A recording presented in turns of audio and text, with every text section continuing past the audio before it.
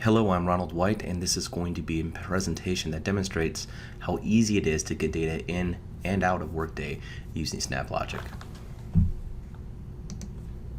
And we're going to use a particular organization here and a particular process. We're going to use the IT services group, and we're going to hire into these different positions that I've created for the help desk specialist. Now, Workday is a system that's notoriously difficult to get data out of. Fortunately, SnapLogic makes it very easy. And I've got some stuff set up here that I'll run in a second. But to show you how easy it is, I'll start to type in Workday here, and I can get the cancel, read, and write operations. Let's drag in the read. If you've ever worked with Workday, you know that they have a plethora of WSDLs, which makes them very hard to work with. In SnapLogic, again, very easy. This is going to do an introspection. It's going to pull back all of these services that are available to me, every single one. Very powerful stuff. So we're going to use staffing, and then it's also going to pull back all the operations now that are associated with staffing. And we're going to do the get positions. Now, all I have to do is plug in an account. I only have one in this tenant, so it pulls it in by default. And it's really just as simple as that. I hit save and I go. Now I'll go ahead and click validate here. And it looks like I got some data coming back. Let's go ahead and poke into this guy and take a look. I like to view it as JSON. I'll expand all. And there you go. So a couple things happened here. First of all, this has huge debugging implications. Again, I drug in a snap, I configured 3 fields, and now I have real data to look at. And another thing you might notice is that Workday is all SOAP and XML. Yes, they have a REST API. Yes, they have RAS services. Predominantly, if you're going to interact with Workday, you're going to use SOAP and you're going to use XML. There's no XML here. This is only JSON. Everything in SnapLogic is binary JSON unless you tell it otherwise. And just to verify quick, the one that I dragged and dropped in here is in fact the exact same payload that we just looked at. So let's go ahead and get rid of this. I don't care about it. Now let's take a look at what I'm doing over here. So it was in fact incredibly simple to get the data out of the snap without any configuration at all. But what if you were looking for something in particular? And again, going back to Workday, I am in fact looking for something in particular. I'm looking for the positions that are tied to this organization. Again, in this scenario, SnapLogic makes things very easy for us. I go into the snap and I can define an input view. Simple as that, by clicking add input. Don't want to do that here because I've already done it here. Once I do that, I am going to get to view all of the different inputs that are available for this web service. And what I decided to do was pull in the supervisory org that I'm interested in, which is IT services. So I add that as an input into the operation. Now my results are much, much smaller, as you can tell, but they are in fact the only ones that I care about, which is the ones tied to this very specific organization. And I would be remiss if I did not mention that many tools you actually have to go get the WSDL, download the WSDL, import the WSDL just to start. And then when you start, you're dealing with XML. It's great if you're going XML to XML. Typically not the case in the real world. Further, there's a huge implication that when it comes to maintenance, Workday is releasing stuff faster and faster and faster. If you're not on the current version of the API, if you don't have a tool like SnapLogic, you're just not going to be able to deliver that. Now, how easy is it to get data from an external system into Workday? Typically, something that's very difficult to do with Workday. And again, SnapLogic makes it easy. Let's take a look. Let's give me some more real estate here, and we'll look at this pipeline. So this is a hire pipeline. So in the previous pipeline, I pulled a bunch of positions out, and now I'm actually going to hire from them for these positions. And you may notice I have this open-ended JSON parser here. It's just catching the payload. What this is doing is it's actually mapping some of that payload to the attributes that are required via the Workday Hire service.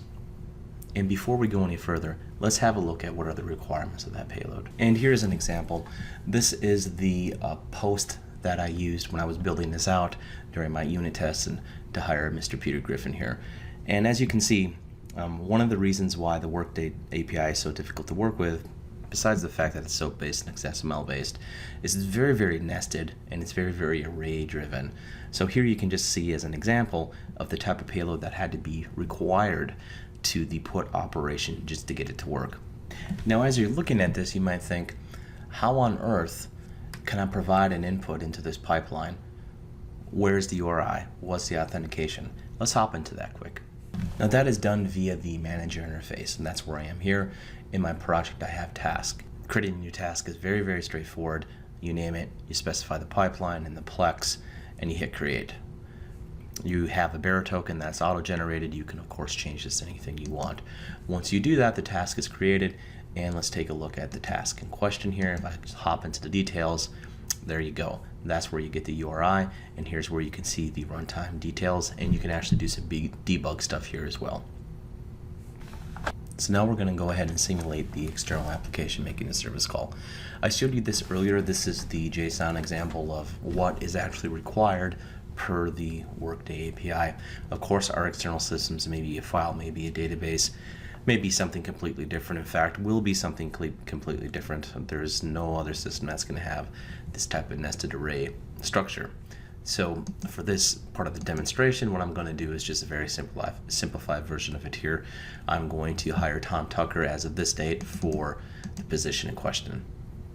And as discussed back over here in Postman, I have the authorization header, I have the endpoint, and I have the body here. Let's go ahead and fire this.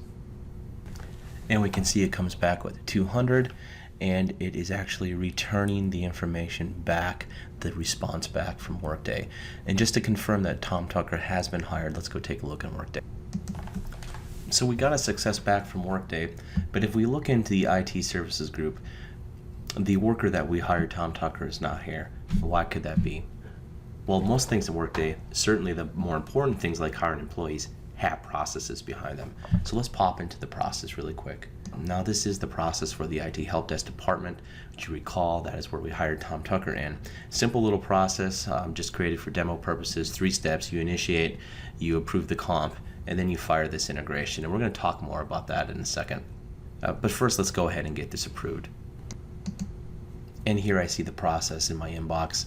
Let's go ahead and approve that.